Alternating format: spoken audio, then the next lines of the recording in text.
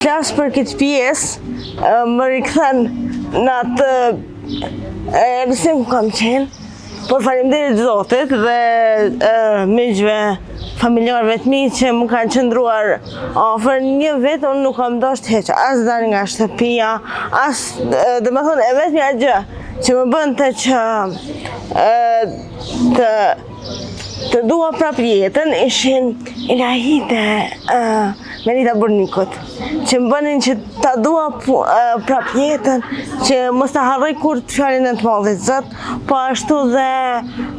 seancat psikologjike tek doktor Mumin Sadiku,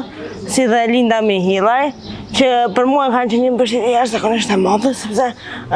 unë hiç nuk e kam dorë, domethënë dalja nga shtëpia, s'doja hiç